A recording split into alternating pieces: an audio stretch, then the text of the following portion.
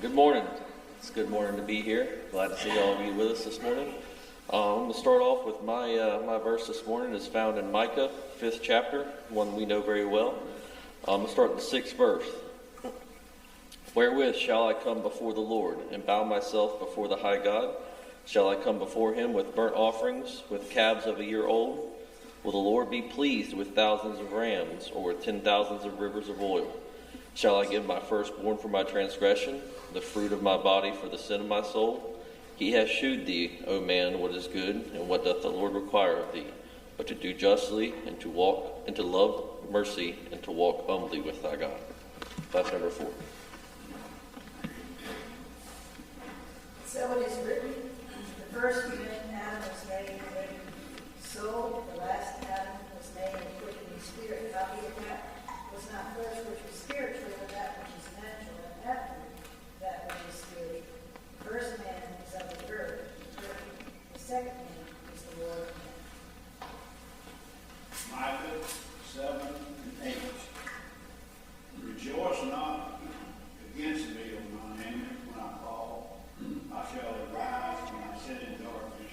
The Lord shall be a light unto me, and I would hear the indignation of the Lord.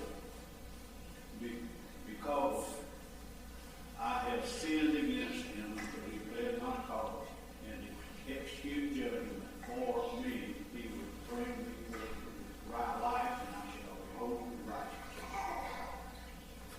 St. John 6 and 63. It is the Spirit that giveth me, the flesh profiteth nothing. The words that I speak unto you, they are spirit and they are truth. Hebrews 3 and 13, but exhort one another daily, while it is called today, lest any of you be hardened through the deceitfulness of sin. John chapter 1, verse 1. In the beginning was the Word, and the Word was with God, and the Word was God. Romans 15:1, and soft answer comes away rapidly through his works, John 11:25-26. Jesus said unto her, I am the resurrection and the life. He that believeth in me, though he were dead, yet shall he live. Whosoever liveth and believeth in me shall never die. Believest thou this? Proverbs 30, 4 and 5, 8 and 9. Who hath ascended up to heaven, or descended? Who hath gathered the winds in his fists? Who hath bound the waters in a garment? Who hath established all the ends of the earth? What is his name? What is his son's name? Thou cannot tell. Every word of God is pure, is a shield of them that put their trust in him. Remove thee far from vanity and lies. Give me neither poverty nor riches. Leave neither food convenient for me, lest I be full and deny thee, and say, Who is the Lord? Or lest I be poor and steal and take the Lord my God in vain. Philippians 3, 7 through 10. For what things were gained to me, those counted those I counted loss for Christ. Yet doubtless, and I count all things for loss for the excellency of knowledge of Christ Jesus my Lord, for whom I have suffered the loss of all things, and do count them as dung, and I may win Christ, and be found in him, not having my own righteousness, which is of the law, but that which is through the faith of Christ, the righteousness, which is of God by faith, that I may know him and the power of his resurrection and the fellowship of his suffering, being made comfortable unto his death, if by any means I might attain unto the resurrection of the dead. Psalm 19:14. But the words of my mouth and the meditation of my heart be acceptable in thy sight, O Lord, my strength and my redeemer. Psalms 104:1-6. Bless the Lord, O my soul, and the Lord my God, thou art very great. Thou art clothed with honor and majesty. Who coverest thyself with light as with a garment, who stretches out the heavens like a curtain, who layeth the beams of his chambers in the waters, who maketh the clouds his chariot, who walketh upon the wings of the wind, who maketh his angels spirits, his ministers a flaming fire, who laid the foundations of the earth, so that it should not be removed forever. I pray not that thou shouldest take them out of the world, but that thou shouldest keep them from the evil. They are not of the world, even as I am not of the world.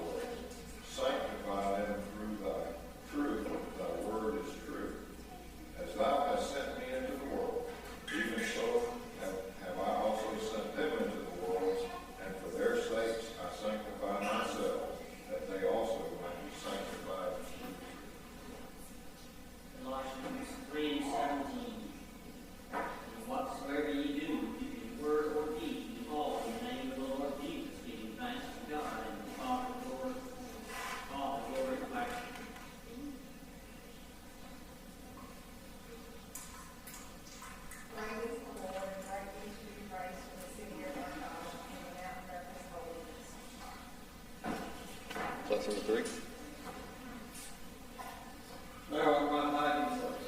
Thou shalt preserve me from trouble. Thou shalt pass without me with songs of deliverance. Class number 1. Sing. Sanctified army is marching along.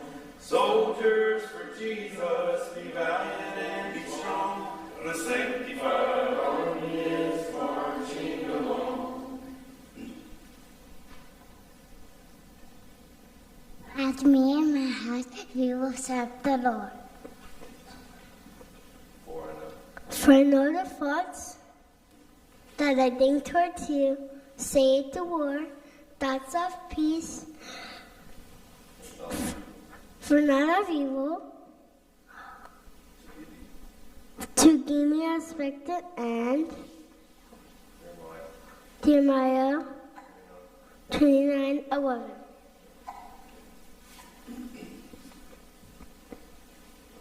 Let the words of my mouth and the meditation of my heart be accepted in thy sight.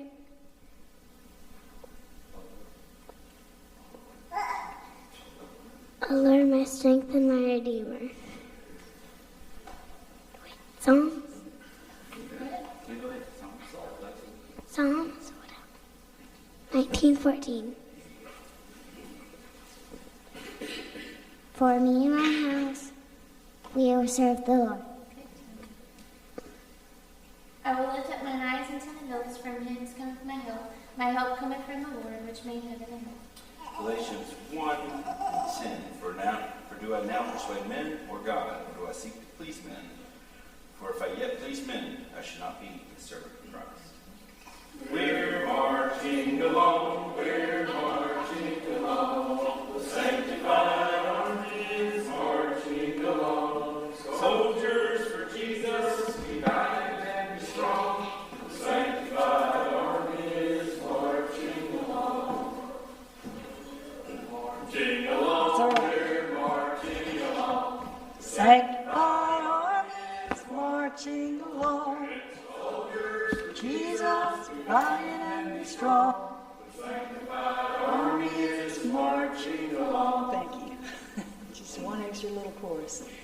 It's good to be here this morning. Glad to see everybody. We want to continue in this theme that we've been following of tracing, and we're up to Malachi, so we're just about, Brother Brody, we're just about through with the Old Testament. We're continuing this theme of following the genealogy, the bloodline, and we started at Adam. We've gotten up through all the Old Testament now. Again, we're up to Malachi. So, just to bring us up to speed, there's a verse in Jeremiah,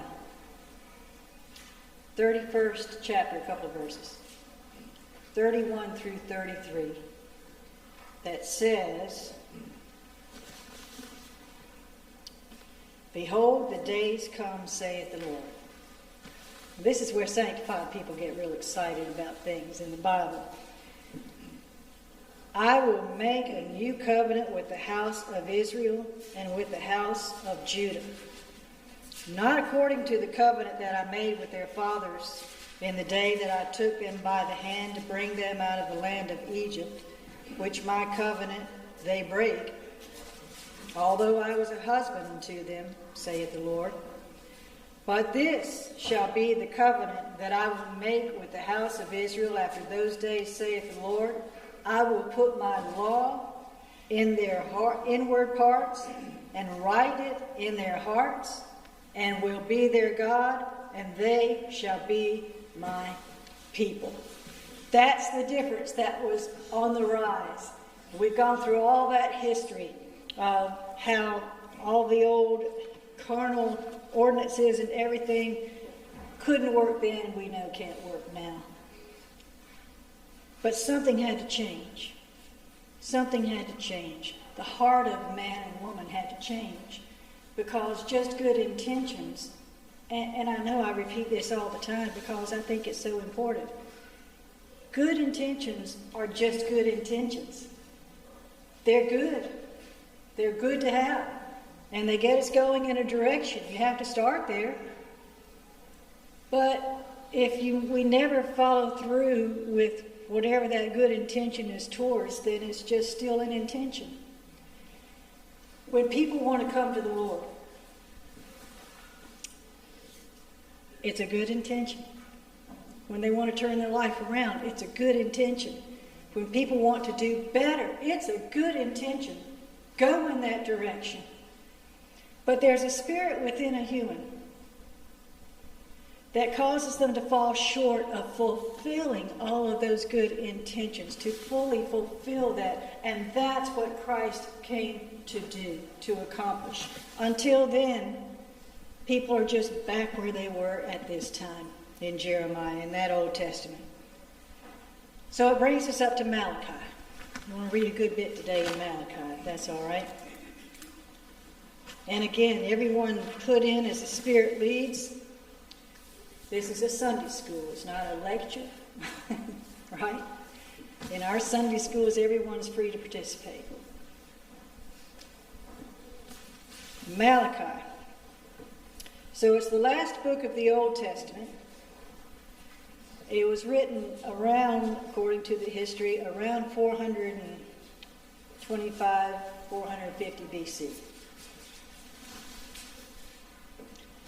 And if we start in the second chapter, the first verse, it's sort of a synopsis. Malachi is a little bit of a synopsis of everything that has come before and looking forward to what's coming after. Second chapter, first verse says, "And now, O ye priests, this commandment is for you." Now, we've talked a lot about the priesthood. We talked a lot about Jacob and Judah and Levi and the Levitical priesthood. The priesthood was, and the law was given to Levi, who were the priests. So, "And now, O ye priests, this commandment is to you, is for you. If ye will not hear, and if ye will not lay it to heart, to give glory unto my name, saith the Lord of hosts, I will even send a curse upon you, and I will curse your blessings, and yea, I have cursed them already, because ye do not lay it to heart. Behold, I will corrupt your seed, and spread dung upon your faces, the dung of your solemn feasts, and one shall take you away with it, and ye shall know that I have sent this commandment unto you, that my covenant might be with Levi, saith the Lord of hosts." When people pray,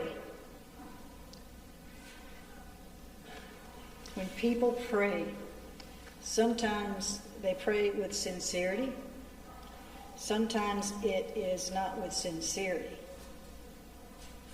It benefits to pray with sincerity. And I mean a sincerity that means a person, if they make a covenant with the Lord, if they make a deal, so to speak, as people will say, with the Lord, if they make a promise to the Lord, follow through with it. Don't make a promise to the Lord. Don't vow a vow and not keep it. That's not good. And when people pray and ask the Lord for things, "Lord, if you'll just do this, I'll do this." Follow through. Follow through. "And ye shall know," the fourth verse, "that I have sent this commandment unto you, that my covenant might be with Levi, saith the Lord of hosts. My covenant was with him of life and peace, and I gave them to him for the fear wherewith he feared me and was afraid before my name." That's why he gave that covenant to Levi. The law of truth was in his mouth. This is good for us today. "And iniquity was not found in his lips. He walked with me in peace and equity, and did turn many away from iniquity." It's talking about Levi. "For the priest's lips should keep knowledge." Same is true today. "And they should seek the law at his mouth, for he is the messenger of the Lord of hosts." That's what was set up. That's very plain. The law was given for Levi, the Levites, that tribe to administer. 8th verse. But ye are departed out of the way. How many people today have the opportunity to know the Lord, to serve Him, to love Him, to benefit from Him? But ye are departed out of the way. Ye have caused many to stumble at the law. That's what the Levites, the priesthood, had done. We've been talking about that. And have corrupted the covenant of Levi, saith the Lord of hosts. Therefore have I also made you contemptible and base before all the people, according as ye have not kept my ways, but have been partial in the law. That's a big word. We want to be careful about that, don't we? If good is good, it's good for everyone. If truth is truth, it's truth everywhere. If right is right, it's always right. And it doesn't matter who the person is, how much we might want to pardon their transgression, you could say. Wrong is wrong everywhere. It's always wrong. Right is always right. We don't want to be partial in the law. 10th verse. Have we not all one Father? Hath not one God created us? Why do we deal treacherously every man against his brother by profaning the covenant of our fathers? So that's where people were. Any comments? No? This is a good instruction to God's people. He's made us able ministers, priests of the New Testament. And when I say that, I'm not just saying just this church. I'm talking about any. Everyone that nameth the name of Christ depart from iniquity. These things happen that they would be an example to us today. Right. And so if we're only going to tell people about forgiveness of sins and stop there, we're not bringing them into the New Testament. And as we've talked about other churches, having been in those other churches, that's what they're teaching is only forgiveness of sins. And they're selling them short. As I've said before, they're setting their congregations up for failure because they're not teaching them, they're not showing them that they can get rid of carnality. If you can't, just as all the Old Testament scriptures, if you're not getting rid of carnality, sin lies at the door. Right. And how do you combat something you cannot see? You can't. And over which you have no power. That's right. Yeah. Humans don't have power over carnality. We have some power over our choice to commit sins. Individual thing. We have some choice. We can be moral or we can be totally opposite. But we don't have power over carnality. That's by default. And that's why the law can never be enough. And we all know this. I know some of these things, now we're doing the live streams and all. Some of these things are reiterated for the sake of those listening who may not know these things. Thank God they're here. Thank God we have an opportunity, through live stream and all now, to reach people who may never actually come into these doors. That's okay. I'm grateful to reach them. So some of these people may not know some of these things that some people sitting here, all of us sitting here, are so familiar with. Carnality is a problem. That's what you were saying. That's the whole problem under the Old Testament. And it's still the problem today. Absolutely. And without teaching people and showing them that God can get rid of the carnal mind, consume it, destroy it out of your heart and life, and give you something better, there's no hope. Without Christ, there's no hope. Right. And the mystery is Christ in you, the hope of glory. So, like I said, forgiveness of sins is forgiveness of sins.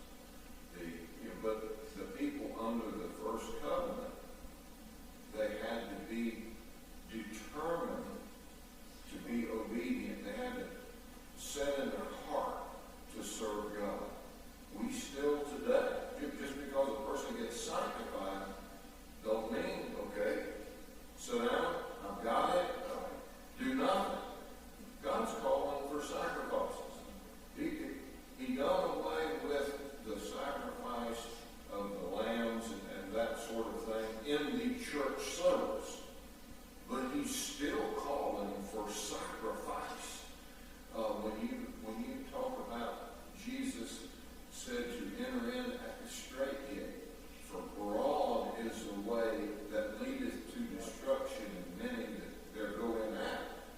He's calling for a sacrificing way, letting go of things, tangible things, or whatever that will begin to take your focus off of God.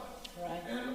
And every individual knows what those things are, and as things 5 years ago was different for me than they are today, and I expect that in 5 years they're going to be a little bit different, or and so forth and so on. As we change, our mindset changes, but the Spirit of God does not change, and we have to keep that determination or that sincereness to serve God through it all.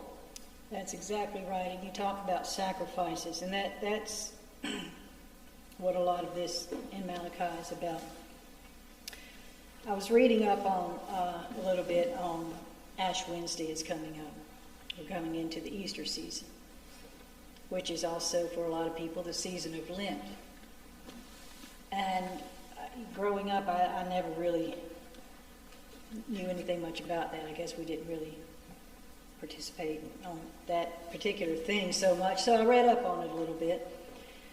And it's, the premise is the Ash Wednesday is the beginning of the Lenten season, and the Lent season is about sacrificing. It represents, from what I read, the 40 days that Jesus was in the wilderness being tempted. He fasted. So the idea is to fast in some way, not necessarily literally with food, but to give up something as a sacrifice, something that's meaningful. And y'all correct me if you know a whole lot more, I'm sure, maybe about this. But to give up something that's meaningful for that Lent season until Easter arrives. And I've known a lot of people through the years who have participated in this. And when I talk with them, they're very sincere. Very sincere. But it's basically the same thing. It's sincere, and people do that out of a love for the Lord, or out of a feel to a need to repent, to cleanse, to what. There are a lot of different reasons.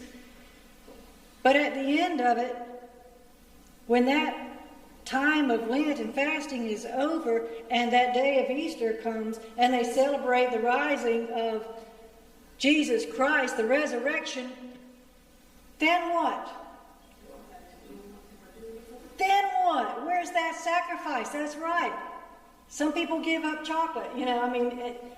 Some things can seem funny to other people, but if that's a sincere thing, that's a sincere thing. It doesn't matter. A sacrifice to the Lord is it's a vow, it's an intention, it's sincere.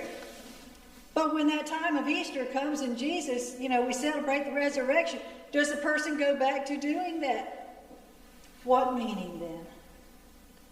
what meaning then did it have? If it's only short term, if it doesn't change the soul, if it isn't so that's where people have always been under the law.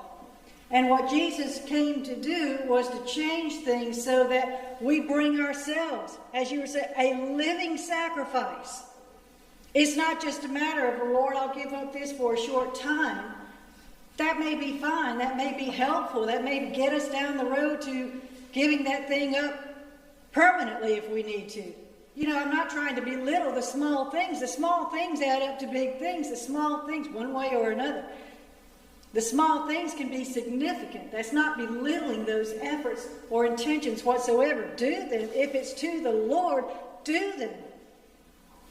But those things come from the heart. They don't create or change the heart. The heart is the core of it all. And when Jesus changes the heart, all the sacrifices come from there.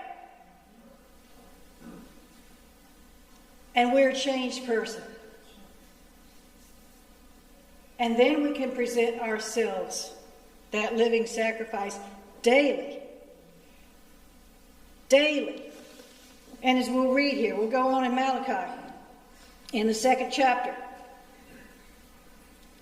The 11th verse says, Judah, we were talking about Levi, and we've been talking about Judah also, which was the tribe who produced all the kings. Judah hath dealt treacherously, and an abomination is committed in Israel and in Jerusalem, for Judah hath profaned holiness. This was God's beef with humankind.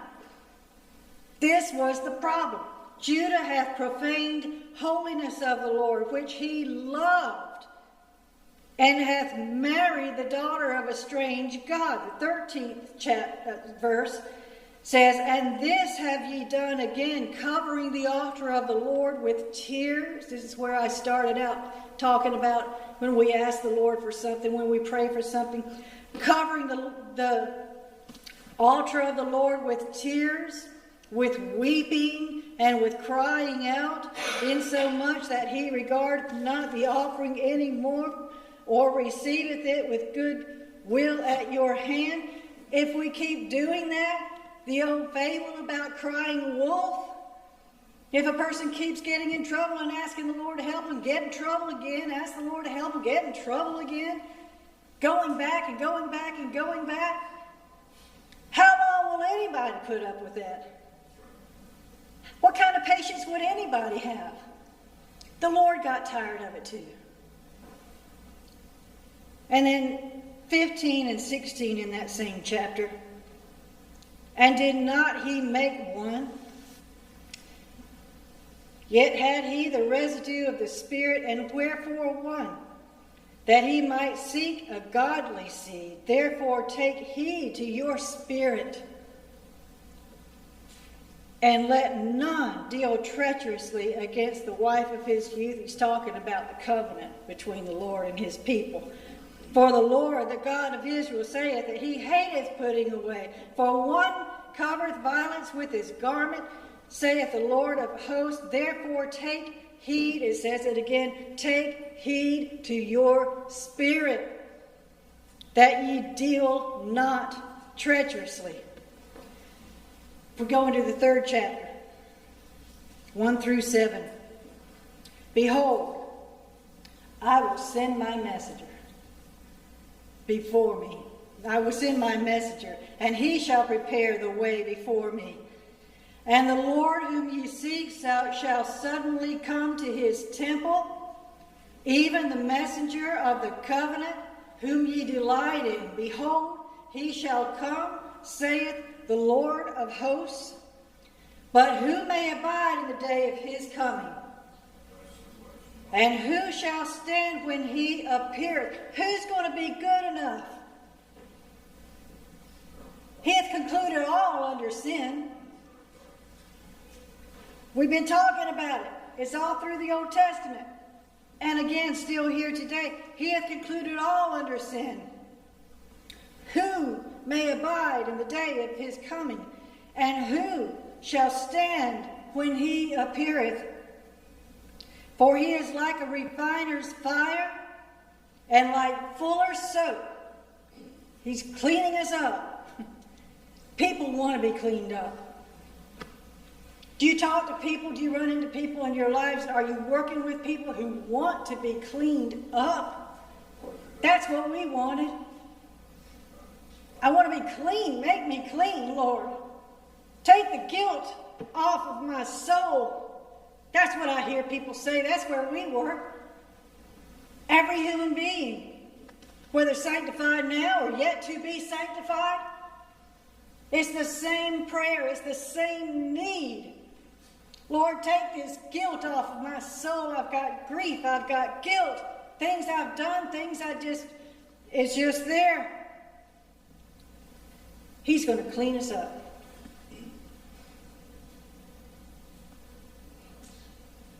Third verse. And he shall sit as a refiner and a purifier of silver.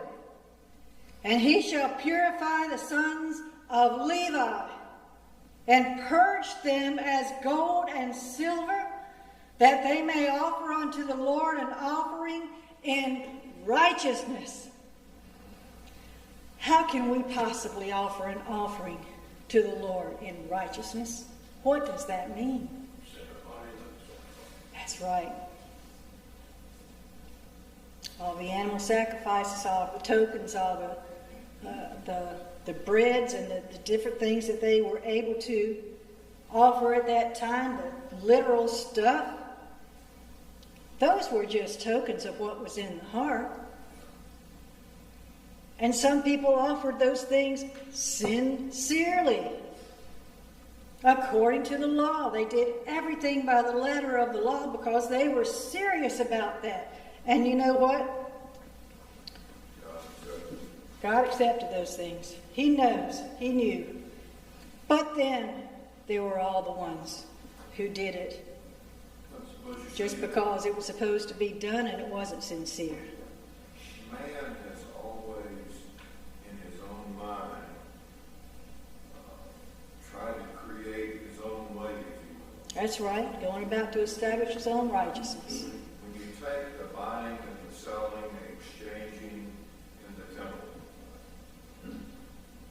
God understood what that actually came from. Where it originated was those 3 times a year whenever everyone was to come, mostly the men, was to present themselves before the altar of the Lord with a sacrifice. God knew that some of them people had to travel a long way. Mm-hmm. And he said it was acceptable for them to sell their offering, that prized possession, if you will, sell it, travel with the money, and buy it back. That's where it started.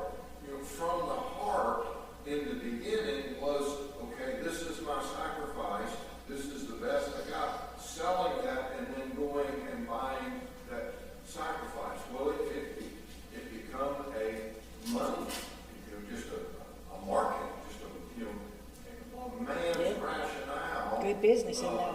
That's right. Set up a business, supply and demand, so to speak. Let's be careful with that. Let's not get in, if it's going to taint our relationship with God, if it's going to lessen, be careful with it. Right. That's what I'm saying. The intent. Don't let, well, this won't hurt. This won't, really, if something you're concerned about something, really go to God in prayer with it. How do I handle this? What do I do? When we asking God for his advice, let's truly let him give us the decision. Right. We don't want to be Christians on Sunday. I grew up with this kind of stuff. Mm-hmm. Christians on Sunday, and the rest of the week's mine. I can do whatever I want to do. I see that all around. I grew up with that kind of thing. God's calling for true holiness. That's all day long. That's 7 days a week, 365 days a year, continually,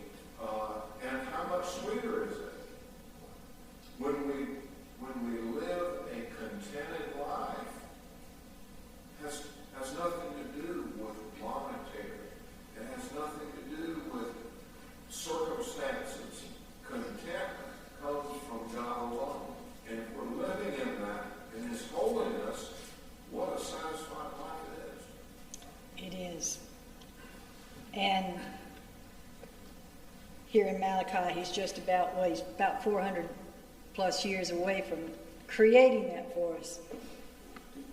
The 4th verse says, then shall the offering, I'm sorry, go ahead. Leave that 3rd verse. Yes. It's not insignificant that he talks and focuses on the tribe of Levi. Because as you know, that was the tribe wanted to be the intercession between the people and God. That was chosen that way, rightfully so. That was God's design.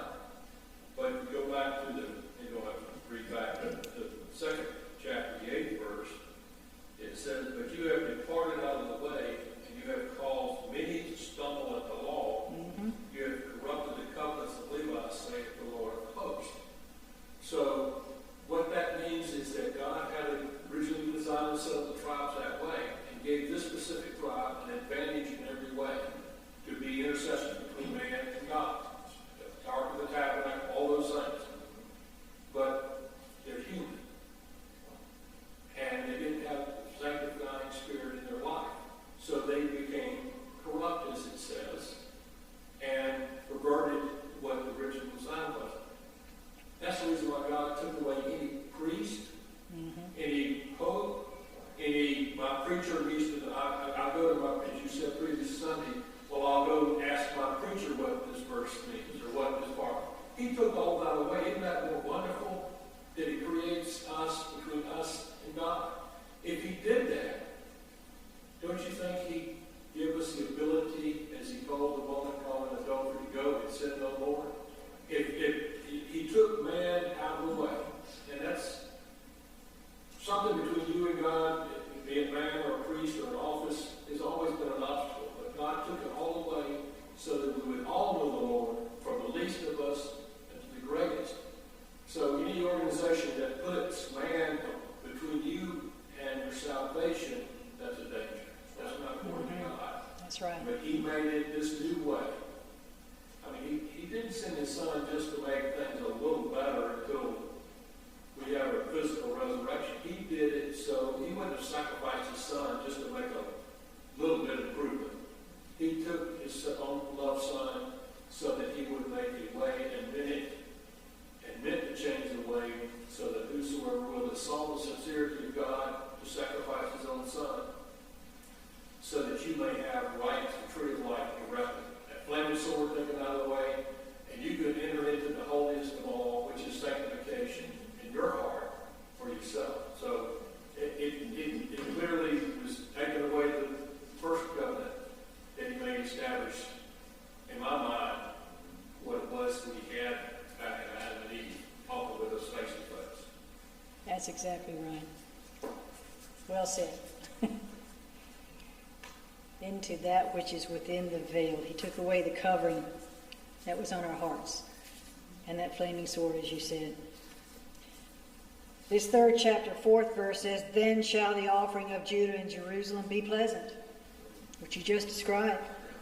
Be pleasant unto the Lord, as in the days of old, as in the former days. And I will come near to you to judgment, and I will be a swift witness against the sorcerers, and against the adulterers, and against the false swearers, and against those that oppress the hireling in his wages, the widow and the fatherless that turn aside the strangers from his right, and fear not me, saith the Lord of hosts. For I am the Lord, I change not. Therefore, ye sons of Jacob are not consumed. Sometimes we need someone to protect us from all those things. Sometimes we look to a person to protect us from all those things. People taking advantage of us, feeling like we're victimized in some way over something. God says right here he's going to take away all those things. He's going to take care of those things. When we are a sanctified person, he is our God. He'll take care of these things. So for anyone who needs help, in life, God is the answer. Jesus is the answer. Sanctification is the answer. For I am the Lord, I change not, therefore ye sons of Jacob are not consumed. If we go to the 10th through the 12th verses, bring ye all the tithes. How do you do it? What did he want? Bring ye all the tithes into the storehouse, that there may be meat in mine house, and prove me now herewith, saith the Lord of hosts, if I will not open you the windows of heaven, and pour you out a blessing that there shall not be room enough to receive it. We think about that verse and quote that one a lot. It talks about it in Acts on the day of Pentecost, when the Spirit of the Lord came and filled all that house where they were sitting. 11th verse says, and I will rebuke the devourer for your sakes, and he shall not destroy the fruits of your ground, neither shall your vine cast her fruit before the time in the field, saith the Lord of hosts. And all nations shall call you blessed, for ye shall be a delightsome land, saith the Lord of hosts. Now this isn't just talking about in a temporal sense, but when a person has the Spirit of the Lord inside of them, isn't that a delightsome land? Won't people call that person blessed? Isn't it a beautiful, beautiful sight to see a holy, sanctified person, one who is serious, one who is crucified, you could say, one who is dedicated to the Lord, a sanctified person who has committed their whole self, presented themselves a living sacrifice to the Lord, and is living it every day. Isn't that a beautiful sight? That's not self-righteousness. That's the opposite. It's complete humbleness, where a person says, Lord, you take me, use me. Let me be your servant. I will be your mouthpiece. I will be your eyes, ears, feet on the ground. I will be your servant. I will do anything you ask me to do. I will hand over everything that I think I know. What does the song say? All my talents, plans and wishes. In the ashes at your feet I lay. I didn't get that quite right, but that's right. Put it all at his feet and say, Lord, just use me as you will. Teach me as you will. Take away all the stuff I don't like in this human life that has to do with carnality and that has brought me down, and lift me up out of those ashes, Lord, and make me whole and make me able to serve you and give me the blessings, dear Lord, that you promised that you would give. Isn't that a beautiful thing to see? It's a beautiful thing to experience, and it is still available right this minute to anyone who wants it. Yes. Interesting in that verse, he says, prove me now. Satan tempts us. Yes. God tries us. But in this one, he's asking us to basically try him. Prove me now. Here with it. And see, he's like, test it. See if it works. Yeah. So I'm interested in that. He wants us to test him. Sometimes we test us. That's right. Ask, and you shall receive. Seek, you shall find. It doesn't say necessarily it's going to be in that moment when we ask. Over in Revelations, there's a verse, 5th or 8th chapter, that says that he opened up those vials, and the prayers, the smoke descended, or the odors descended. They were the prayers of the saints. They had been stopped up for a while. Yes, the prayers of the saints. So we may pray something, and it may take a little bit of time before the answer comes. But as you said, prove me, because the answer will come. Thank you. And we have proof. Yes. We have proof over and over again. If you do this, you will receive blessings. If you do that, your joy will decrease. Mm-hmm. We have proof.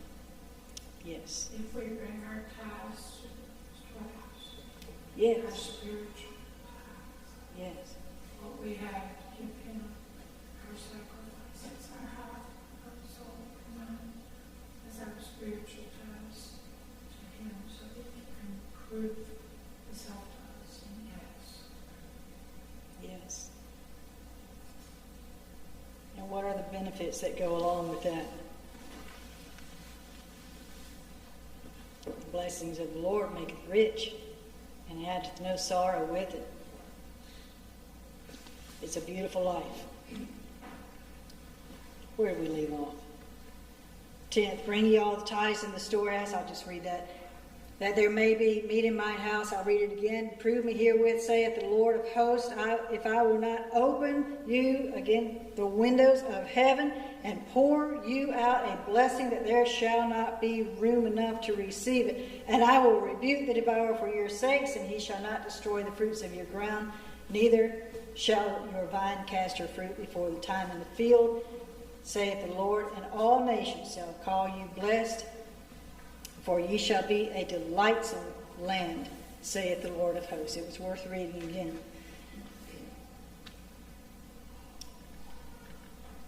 16th verse. Then they that feared the Lord. And this has been quoted a lot in this church through the years. Then they that feared the Lord spake often one to another, and the Lord hearkened and heard it, and a book of remembrance was written before him for them that feared the Lord and that thought upon his name. I take a lot of courage in that. Not only for those who are already sanctified, but think about the people who are longing to be. All the people who are out there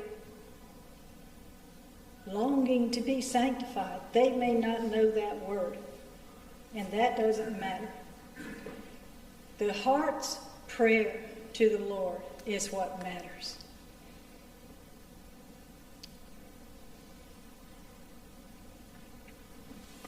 And a book of remembrance was written before him for them that feared the Lord and that thought upon his name. The Lord knows then they're his. 4th chapter, 2 through 5. But unto you that fear my name shall the Son, that's a capital S-U-N, shall the Son of righteousness arise with healing in his wings. Thank God for that promise. If anybody is looking for the Lord this morning, the Son of righteousness shall arise with healing in his wings. And ye shall go forth and grow up as calves in the stall, and ye shall tread down the wicked, for they shall be ashes under the soles of your feet in the day that I shall do this, saith the Lord of hosts. Remember ye the law of Moses, my servant. This is the third to the last verse in the Old Testament. Why have we reviewed the whole Old Testament? Why have we talked about the importance of that genealogy and of that lineage that God set up? And the law that he originally gave to his people? Remember, it says right here in this 4th verse, remember ye the law of Moses my servant, which I commanded unto him in Horeb for all Israel with the statutes and judgments. Behold, I will send you Elijah the prophet before the coming of the great and dreadful day of the Lord.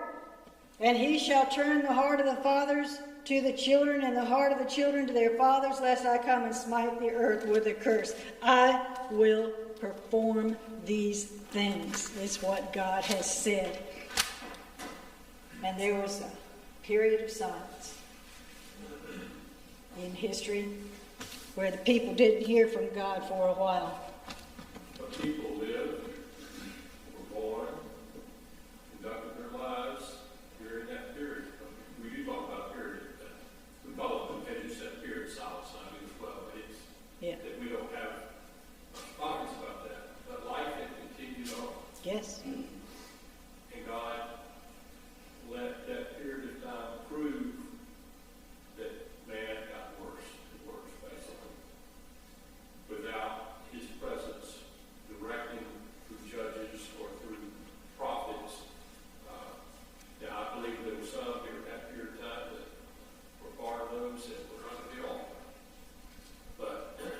Yes. And today it is a period of silence, if you will, that God is, but His presence is available to everyone. There is a difference. He's not sending us John Baptist. He's not sending us the disciples and healing temperament, but He is sending us as messengers. What will we do with the plan of salvation and it deliver to mankind? And that's what He's doing, if you will, for us today, and the church. And us need to be doing the work of God. Yes. Yes, was it back in Malachi where he said that, anyway, that all shall know me from the least to the greatest and all that. You'll not teach every man his brother saying, know the Lord, but all shall know me. Yeah. That's right. So we don't depend on a person to bring us to the Lord, to tell us about the Word of God, although that's wonderful when it works. But the Lord can draw the conscience. Did anyone here experience that? Other than me? The Lord can draw a heart within a man or a woman, a boy or a girl, a teenager. There's no age limit. There's no age limit as to when the Lord begins to call a person and touch their heart and tug on that heart and say, this is the way. Walk ye in it. It can be young. It can be old. And anywhere in between. He's merciful. And when we hear that and we feel that, answer it. That's proving Him herewith. If we go into Matthew, we're going to read just a couple verses in Matthew, 3 verses maybe, and then a little bit in Luke, and we'll be close to finishing for today. All this genealogy, all of this lineage, we're not going to read it all here, but this first verse of Matthew, in the first chapter, says, the book of the generation, that's singular, of Jesus Christ, the son of David, the son of Abraham, and it goes all the way down through all these verses. To the 16th verse, it says, and Jacob, this is a different Jacob, Jacob begat Joseph, the husband of Mary, of whom was born Jesus, who is called Christ. So it goes through that entire lineage. If we go to, you don't have to, but Luke, 3rd chapter.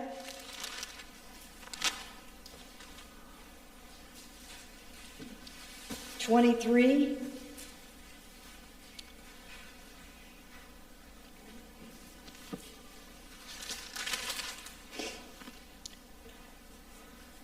This is when Jesus was about to start preaching. It says, and Jesus himself began to be about 30 years of age, being, in parentheses, as was supposed, the son of Joseph, which was the son of Heli. And it goes on down through this whole lineage.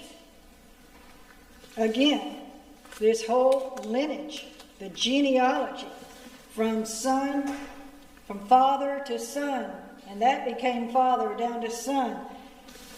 It was tedious. And we get down towards the 38th verse, which says, which was the son of Enos, which was the son of Seth. Do y'all remember talking about Seth? Which was the son of Adam. That was the original Adam that God created in the Garden of Eden. And it says, which was the Son of God. Now how about that? Adam, who was called in this one place only that I've ever found in the scriptures, the Son of God, started there and went all through these generations. I counted about 75 generations until it gets to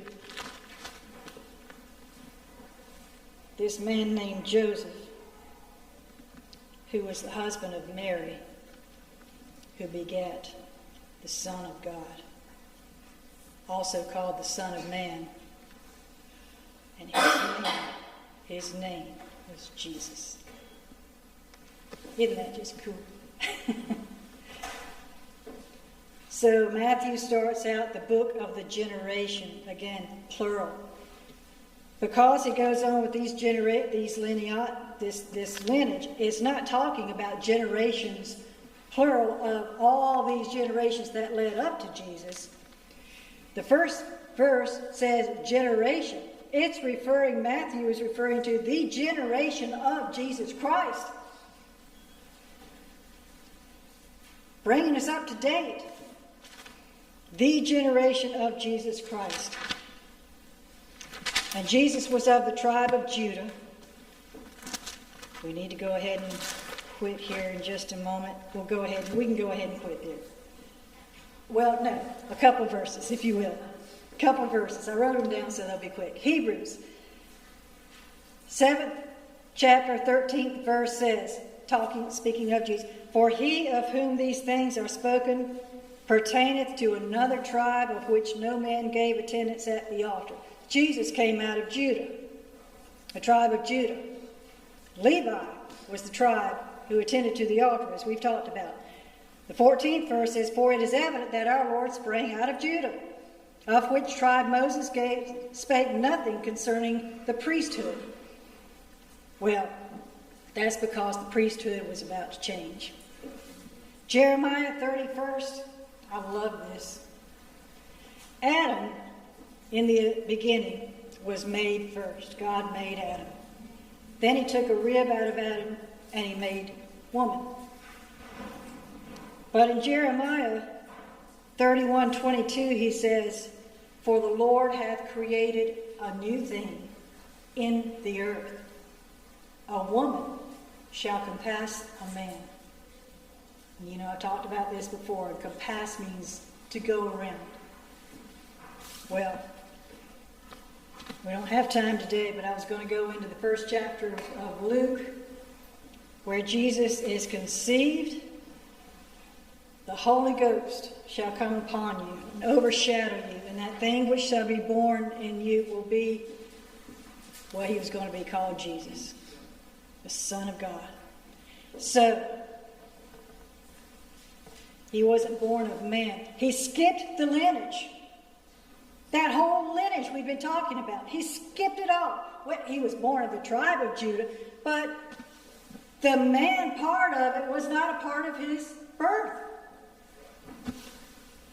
And he picked up with the woman, and he left off all of that lineage and changed everything. And the same thing happens to us. The Holy Ghost overshadows us, and the child is born. That's exactly right. It's not of the flesh, the will of the flesh, the will of man, it's of God. That's exactly right.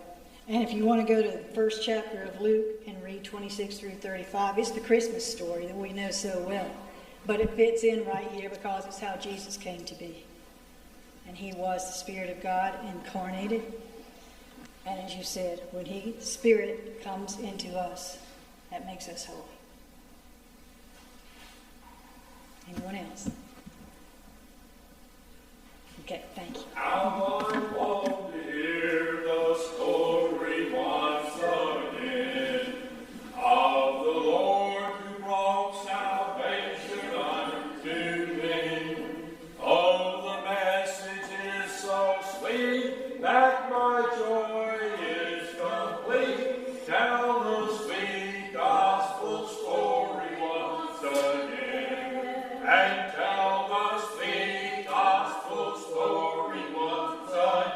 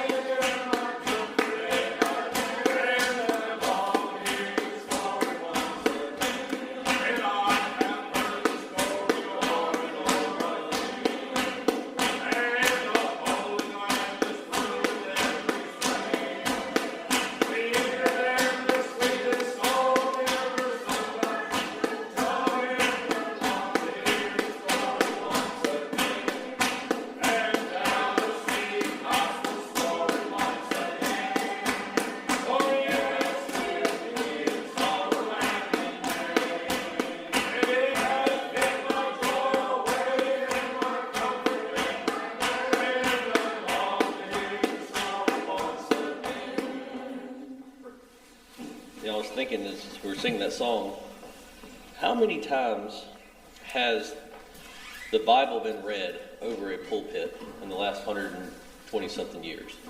How many sermons have been preached out of one book across all the crowds that we know? Not to mention worldwide, but just bringing it down to just us. And how has it never gotten old? How is it that it still is able to communicate with us hundreds of years later? We're still able to read it and it have an impact on us. There's no other book now, regardless of the even it's amazing that it came about with all the different languages and the different authors, and it all is able to mold into one book that is cohesive and it works. There's no books that are kind of all set. They don't really make a lot of sense. Everything is cohesive. And when you think about when you talk to people and they have their opinions about the Bible and what it is, and it's like, well, the Bible, if you read it and do what it says, you will get the results that it tells you you're going to get. That's plain and simple. You read a diet book, you're going to do the same thing. You read a history book about anything. If you want to learn something, you go find the book and you read it, and you're able to do what it tells you it's going to be able to do. But the Bible, as we meet out here night after night, meeting after meeting, we read the same story, and it blesses you. That is amazing, because there's no other book that you can do that. It's the longest lasting book club, I guess there is. But we had a good Sunday school. I trust y'all did as well. But we have plenty of time if anybody has a testimony or anything they want to say. If not, let's all stand and sing our closing song. Oh, sorry. Next Sunday, we will have Sunday school next Sunday because of Charleston, D.C. And then the following Sunday, which I think is the 13th, we will have our evening meeting. We'll have lunch after Sunday. Like Moses when God told him to go down Egypt land.